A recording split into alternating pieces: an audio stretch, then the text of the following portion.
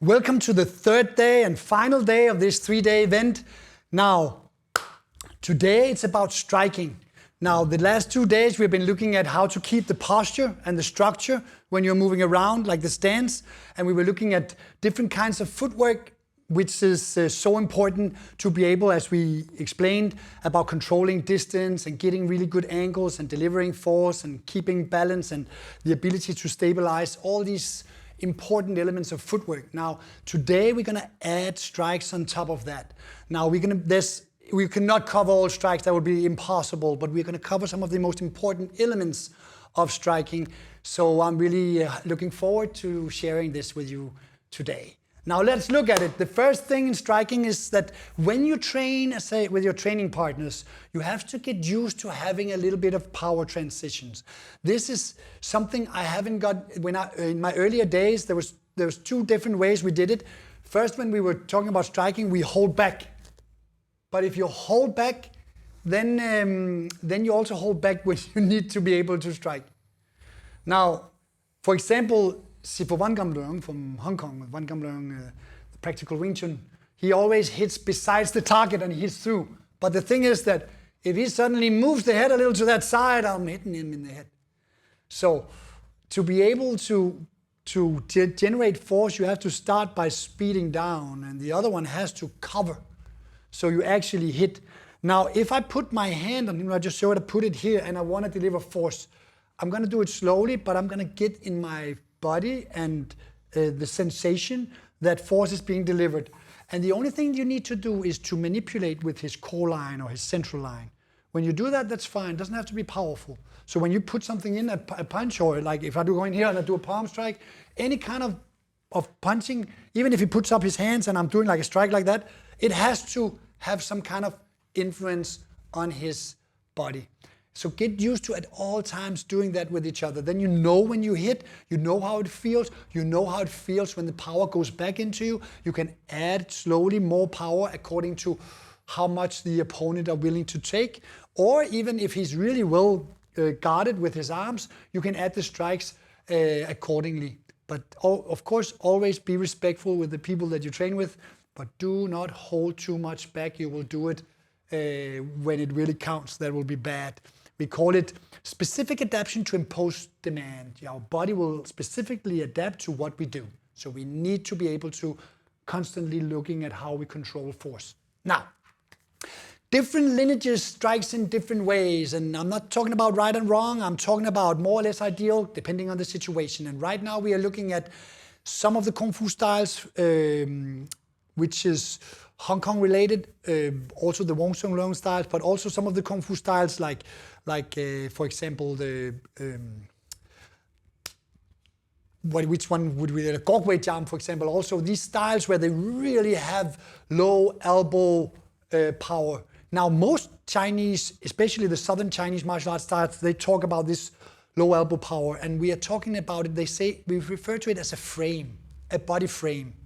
So when you have a frame with your elbow, you have a frame power, the power of the frame of your body you work with. Now that a frame is called ga, and force is called lig. So if you want to see that frame power or frame force, it's actually called garlic. So it's not so difficult to remember. So we want to have that kind of thing, and that is the base of some of the most important elements of this Wing Chun unique close striking methods that we are going to be introduced to today. So the 3 most basic things we're going to be looking at is this. This is the strike's origin, and it's not all that does this, but this is how I would recommend it. First thing is called Tam Jan Lok Bok, and actually it means, Lok Bok means to drop the shoulders. So like you have your shoulders like this and you drop them. Tam Jan means that you sink the elbow, and then you want to have the Mai Jan. That means that the elbows is in. Now, elbow in doesn't mean that it's not into the middle. It just means that it's into the body. Okay, it's also called, some refer to it as lim lig, like a force when you're connecting to the body. But this idea that you connect to the body, when the arm is like this, you connect it and you will get more force once the arm is connected in with the body. So this is an important understanding. So when we strike, shoulders are down, armpit is closed, elbows down. So at all times the elbows down. It does. You can, if you like, you can straighten it out. It doesn't matter, but it doesn't stay out there. Now, if it stays out there, it's super vulnerable and it's one-dimensional, so it's very easy to pass. So it can be out there for a split second, but in general, once you hit, the arm is back with that John dialect, armpit closed, shoulder dropped.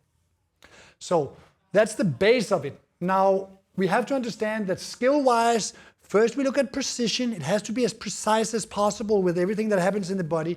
Then we look at how to generate force, not a lot of force. It doesn't need to be, farting, where you're focusing on how does power explode out from my center.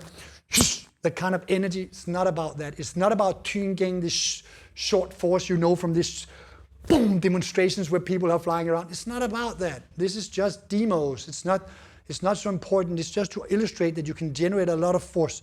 Of course, it's important, but it's not important now. Things we can always add on top or underneath of what we're doing here. So precision, power, speed, transition, and eventually timing. Now, timing is what connects everything together. There will be nothing more important than timing. But what you time with is also super important because it gives you more options and it limits your opponent's options. So it is very important. Exercise-wise, we start with the one strike, the power transition. And I want an exercise that looks like this. I want you all to do it, but I'm going to just start here. So we put the arm here. I put my hand in his center. It can also be more up here, it doesn't matter. But I just put my arm in his center. And what I do, I close the armpit, I drop the shoulder, and I only move the elbow down and forward, not up, down and forward. Now, when I move down and forward, the elbow will go up, not because I move it up, but because by moving the elbow down and forward, and this joint has this naturally round motion, it will automatically bring it up there. See that? So I just think down and forward. And right now I keep the shoulder back. We can add the shoulder. We can add a lot of things. We will add a lot of things, but in the beginning we just focus on elbow down and forward, keeping the armpit closed, shoulder down, down and forward. So try it with each other 2 and 2, put that on and get that sense that you're just adding that pressure. In the beginning, you will stand with the ping ma because you just want to be able to generate it from that base of support, the most difficult one. Later on, you will use the rear hand as the primary driver for the force. But try it out with ping ma, and then you can try it out with a foot forward. 2 and 2, you can go together. You just go together here. So when you go together here, and you try it out. So in the beginning, the ability to isolate before we integrate. Just knowing and get the sense of this drive. Now, even when I punch in like that with the elbow, if I punch, pop, it's down. If that was a longer punch, the elbow will still be down. It's not going out. It's constantly down. And that makes it also very difficult. Look at my hand here. If I'm going with the elbow down, you only see a hand. But if my elbow goes a little out, you will see the elbow out there. It will not be as penetrating and it will be easier to move in a different direction. Anything, if my elbow is down, that goes on top of my arm, it connects it down. And if it bends, it automatically adapts. But if it's out, it will not. It will collapse. And collapsing might not be, if you do it as folding yourself, a problem, but not in the wrong direction. It has to be according to your body's ideal movement patterns. So in the beginning, we're just focusing about this force generation. Just yeah. No shoulder, guys, no shoulder. Just keeping the shoulder back, just use the hand. So try to just use the elbow. Now, that is the drive that we want. We're going to be taking it out and put something on top of that. Because when you train that, you have the tendency of being a little stiff. And if there's something you don't want, is stiff punches. Stiffness of any kind is going to take down the speed of the strike, and it's going to give you less power. The faster the punch, the more power you will deliver. But it's teaching the body that frame behind the strike that makes it so much easier to transition into different kinds of defenses when you want to cover for somehow or be behind your defenses. So it's really important that you have that elbow. It's also, at the moment it's down, it will automatically translate into your hip, your knee, and your foot. So power like this is going to go into my stance. Anything like that is going to go beside my body, and it's going to be less potential power behind it. So also you have the tendency, as long as you're keeping it here in front, you will never bring the hand too far back. The moment you take it out here, you're away from the center and you're open. It's not wrong, but only in specific scenarios should you move the hands away from the center. Okay, that was one. So we have that transition of the next transition is this. Actually, let's do this pillow thing. Now, what you can use wall bags, you can use heavy bags, you can use water bags, you can use pads like this, you can use Thai pads, you can do any kind of like a big frame you can kick into. All this is nice, as much thing to play with as possible. But right now, it's not that I'm looking at. I'm just taking a random focus mitt and I put it here. Now, you just make sure that it's stable on the person that you hit. And in the beginning, when we start, we're going to take this one out. We're going to put it in afterwards. And think about, right now, we're going to skip the elbow, skip all this, and just think about the hand. And you want to throw the hand softly. But imagine the hand as being heavy. So you're throwing a heavy, relaxed hand. So if I'm standing here, I'm not thinking about the elbow right now. I will add that. Right now, I'm just thinking about the punch is just in the hand. So you don't have to punch that hard. It's just this throwing the hand that you have there. Sorry. So you have that throwing of the hand when you throw it. Boom, boom. So don't think about hitting as hard as possible. Just think about that throw of the hand and imagine and feel it like being a iron ball in the end of a chain. You're throwing it out there. It's heavy to the one you land on, but it feels light to you. No shoulder? Huh? Right now, just the hand. Don't even think about the elbow. Just throw the hand and let it be heavy. So you isolate that part when you do it, and then you add to that elbow when you want to add the elbow into it, and then you can add more. And we're going to go through all the little steps of the body and how you can add on each of them a different part of the body. Now, just as a reference here, while they're standing and training this hand throwing. Just throw it. No turning right now. It can be difficult if you're used to doing a different kinds of strike to isolate it. Now again, isolating is just before you are integrating, but get the sense of it first. All right, great. Next one is this. So we have it with a loose fist and we have that low elbow force. Now we take this off because if we're standing like this for too long, it's going to be a little uncomfortable. And the power is going to get bigger and bigger. And that's just going to be, we can do that on a different kind of like a wall bag or a heavy bag or something where there's no person behind. Or you can use mitts and keeping it out there. But right now, I just want you to get this idea power-wise.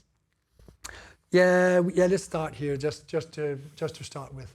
I'm standing here, just in my pengmar, in my parallel feet position. I take my hand, I put it here. I relax the hand. I take the elbow down and forward, and I add a thing. I add what's called, you call it hop leg. Hop means to close. Leg is a force. Now, by doing this with the shoulder, I keep this shoulder there, and I'm just closing this shoulder. So I'm not rotating, I'm just closing this shoulder. So I'm keeping the shoulder in the same position.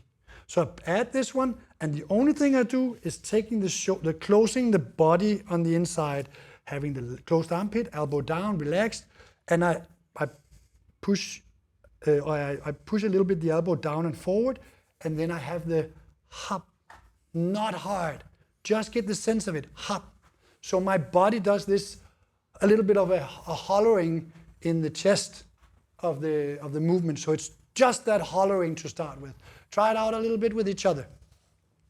Now, in general, in Wing Chun, they also have that in other martial arts systems, but we have this hoi and hop, the open and closing of the body. Anytime you do this, you open the body, here you close the body on the front. Of course, it's opposite on the other side. So you have a force there you can use. That means that I can generate force here without leaving this one. So this one can move without this one moving. I can choose to move it, or I can choose to make it stay. I can use one force like that. I can also use both of them at the same time. But right now, for force, we're just looking about that lick, that power of the body closing, adding into it. Yeah. Just keep the shoulder and let the other shoulder go. Yeah. Keep this shoulder more still. Think about doing this hop, with the body, hop little, so that almost goes forward. Yeah, it's better. A little bit of hop, but only that one side of the shoulder. There's too much turning, too much everywhere else. Just the shoulder. Just the closing of the body. That's it. A little bit you have to see is on my back. See here? The important ability with the armpit is that the armpit is a little forward. Now look, if the armpit is back, look what happens.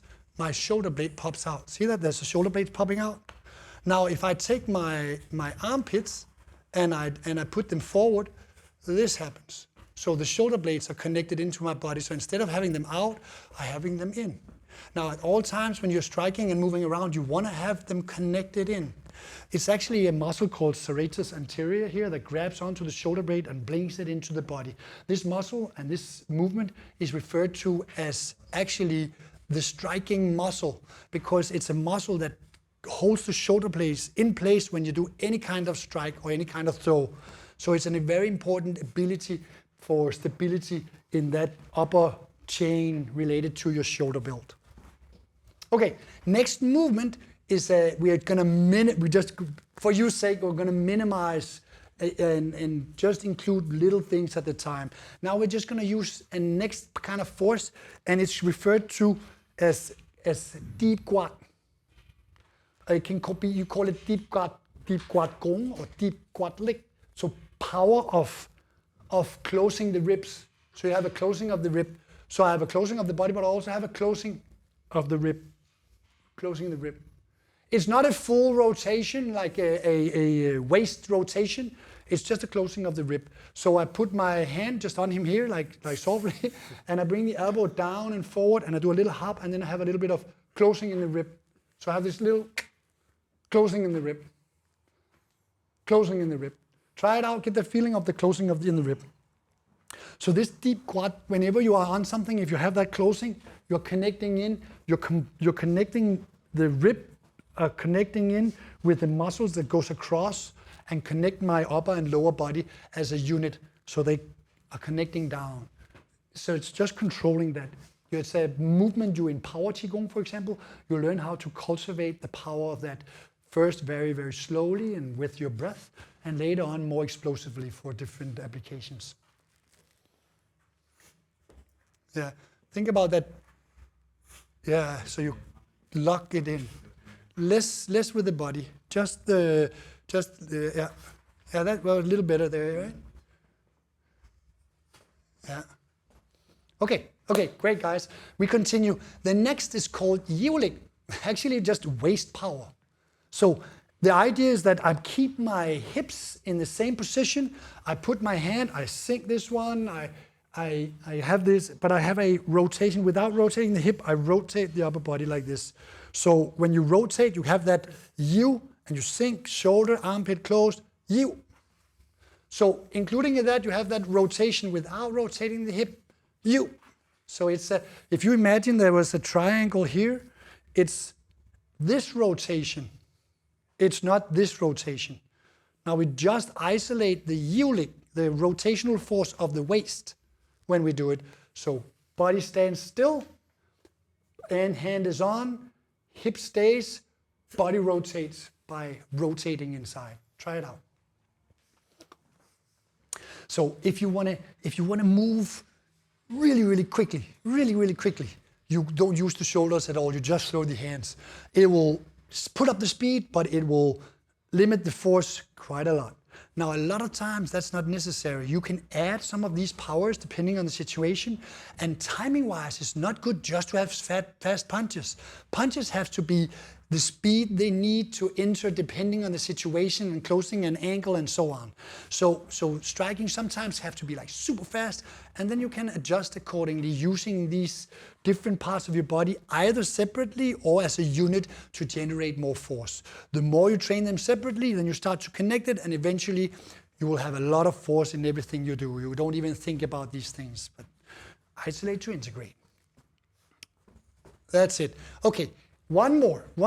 Now we're going to add something. Now the turn here, we have this part of the body. Now we allow the hip to turn. But when we turn this hip, we are focusing on this hip going forward. We are not focusing about this hip going back. it will naturally have a movement in that, but it's more stable. So it's more folding forward. If I wanted to pull something, I would have this more stable and I will fold back, creating space in that direction. But if I have to generate force from the rotation, this energy is going more forward. So you put the hand on, you add the little things, but you focus especially right now on just rotating. Now the rotating is the sinking version. So the power that comes as a recoil into your body when you leave when you leave force, there will be certain amount of recoil. People saying there will be some recoil if you have this, at least this frame leg. But the recoil, you don't feel it because it goes to the ground. It doesn't go into your body. As long as there's a little bit of a sinking in it. So the rotation, it's screwing you down into the ground. Down into the ground. So you're getting that sense of it. Try it out. Now, and little things while they're training that, whenever you're doing it, I'm actually, because I'm looking at you all the time, I'm doing something that's not ideal with my head. You should at all times look at your opponent, okay? You look at your opponent, you face your opponent, you do not turn the head. Okay, while I'll just continue a little bit, I'm just gonna show it here. Now, if he has a structure here, let's see that he's turned here. If he stands like this, he stays stable, and he looks in this direction. You can try this at home. If I put pressure on him now, stay stable, it's going to be very difficult for him to hold it, even though I'm not trying to do much. But if he just winds his body like this, his fascia, and look straight into me. I can see both his ears right now. Now, when I push the exact same way, I cannot push him. But if he looks in that direction, it allows me to push him. So this thing about when you turn, that you're looking, then you can always return and you will keep the force. But when you do this, you don't keep the force, just so you know it. You got to face to have that winding in the body that keeps the body always connected in the direction that you want. So you look, you face his central line.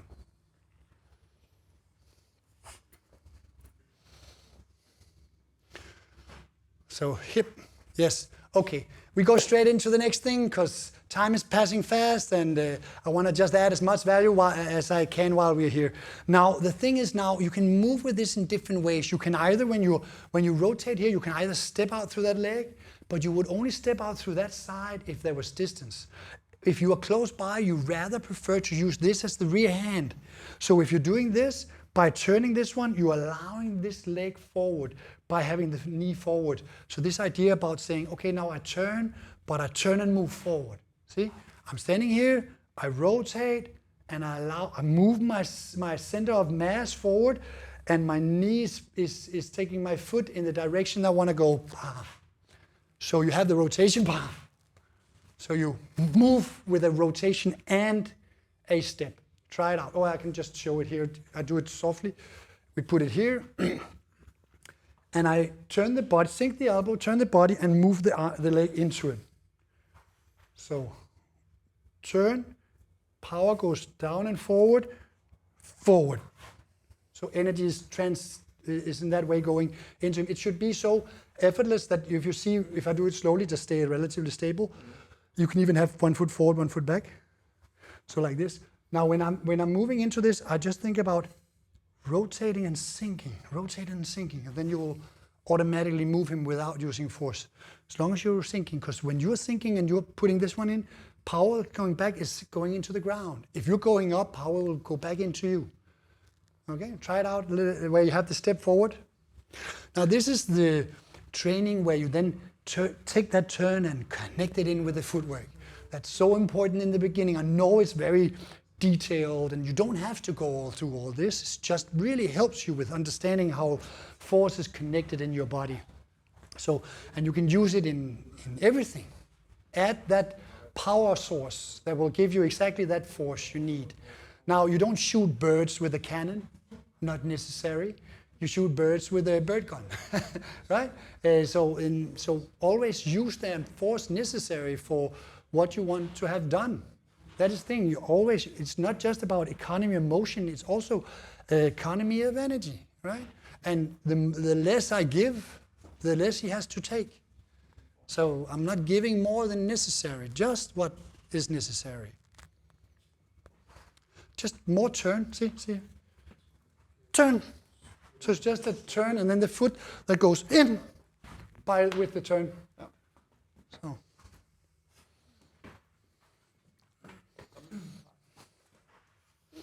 Okay, so that's the playing with this force. Now we're going to be looking, before we go into the rest of the footwork, I want you to understand something about chain punches.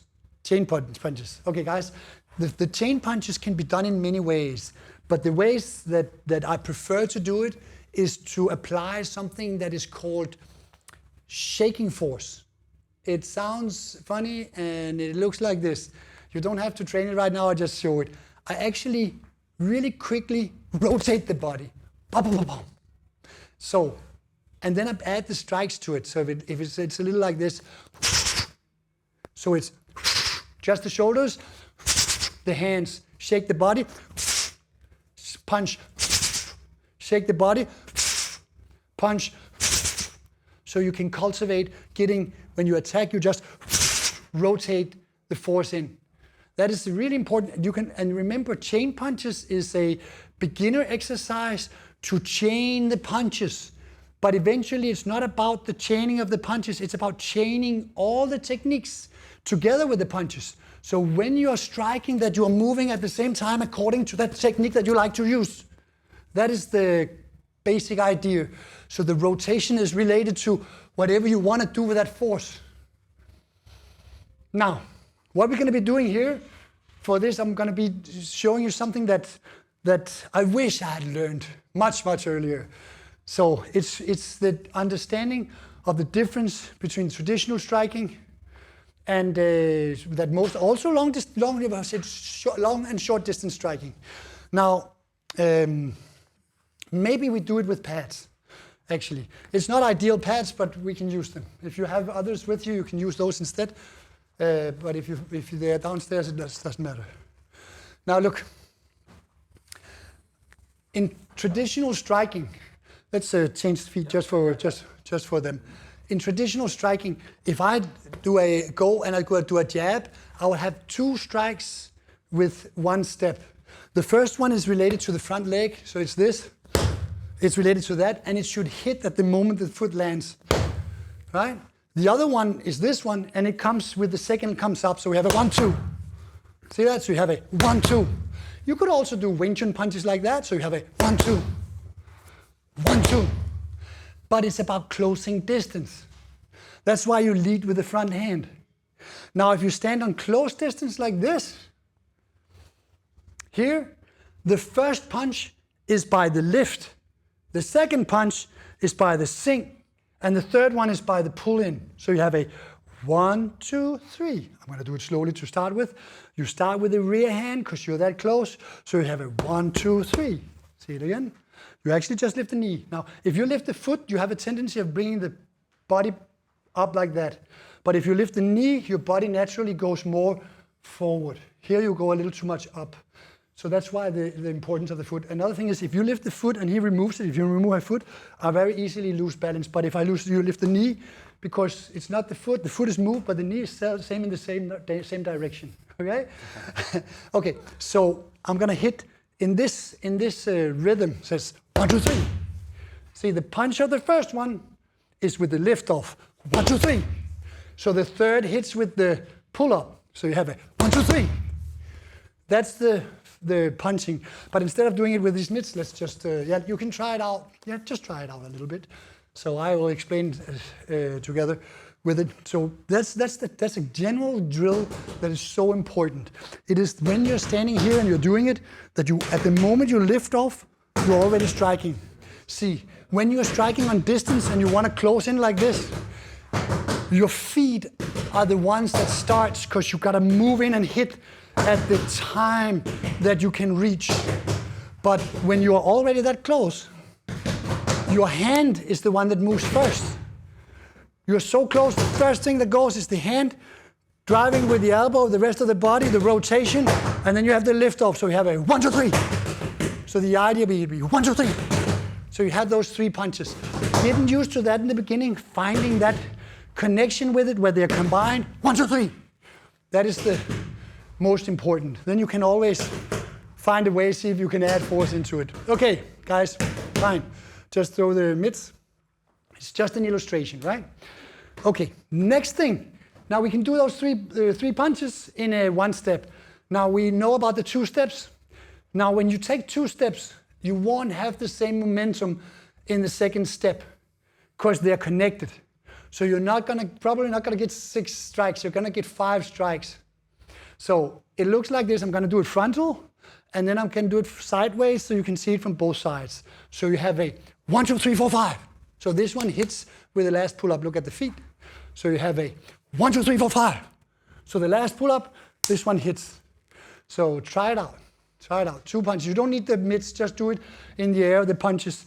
So which punches you choose is not so important, but these ones is longer, and we would rather not do that. Or they also take longer because they have to cover a longer distance. So you just kind of do that shake as from before, but initiate it from there. So you have a 1, 2, 3, 4, 5.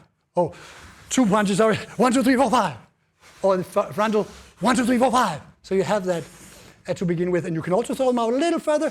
So 1, 2, 3, 4, 5, if you like to have a more stretched arm when you are striking. So getting those 5 punches in. Now you really have to throw them, relax, keeping the elbow down, but relax. So you have that shaking force out through the hand. All right. 2 more things here at the end. They're very important. The next one is going to do the side step. But look at this. It's the same thing with the 3 punches. Now, traditionally, we would do 2 punches. It looks like this. 1 with a step. 1, you do it when they land. 1, 2. Not wrong. 1, 2. See? 1, 2. Or 1, 2. If you're more narrow, 1, 2. You can do that. 1, 2. But if you're that close that you can hit him, and if the waist's free, there's nothing in between, and there's no obvious threat, you hit 1 strike when the foot that moves up, 1 when it lands, and 1 when it pulls. It looks like this. 1, 2, 3. Go to the other side. 1, 2, 3. To the other side. 1, 2, 3. To the other side. 1, 2, 3. 1, 2, 3. 1, 2, 3. The third lands when it pulls up. Here it's different from the other because here was the rear hand striking. Here when we step out, we turn and we step with this hand. So it might look like the front hand, but actually it will be when this leg comes forward, will end up being the rear hand striking. So try it out sideways, from side to side. So you have a 1, 2, 3, 1, 2, 3, 1, 2, 3, 1, 2, 3, 1, 2, 3. So you side step. So you step out of the side of the body. So. Of course, it's just a part of a movement. You will never just step out. You will always continue. But learning this ability to step sideways while you're still delivering force frontal. Okay, well done. Now we will come to the final kinds of striking for today, due to time.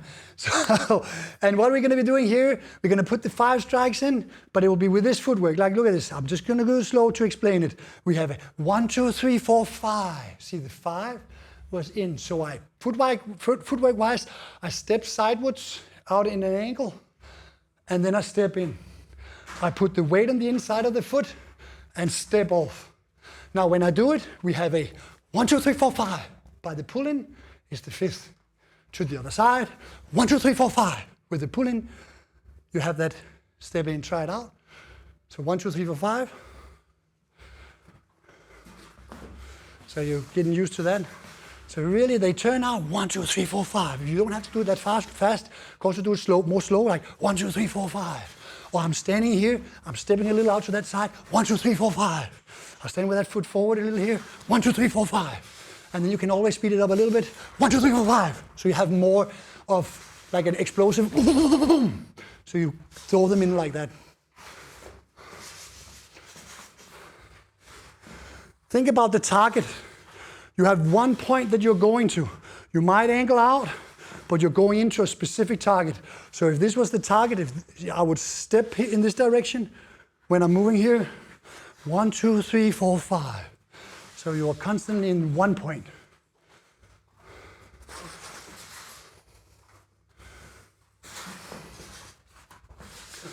Okay. This is the final chapter of this 3-day event.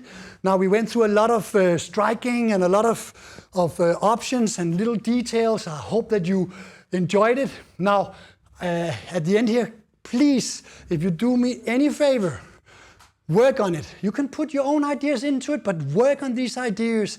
Get it in. We need together to lift the quality in general of Wing Chun, to show the world that it's a honorable and highly effective and unique martial art that is very, very practical.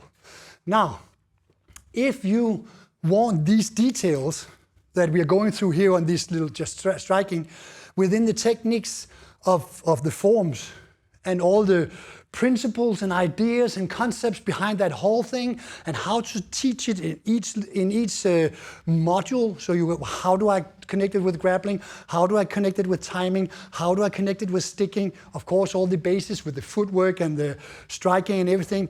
I put that in my online academy, Smartified Academy. In there, you have this Wing Chun Siulen Tao course that goes through everything. And soon I will be in there also with the Tam Q. So if you are more interested, I will invite you to go in and take a look at it. There's a lot of, if you like this, you will definitely like it in there. But not because you have to. If this is more than enough for you, that's also fine. I just hope that you have gotten a lot of value, and I hope to see you out there, and I hope to see you improve.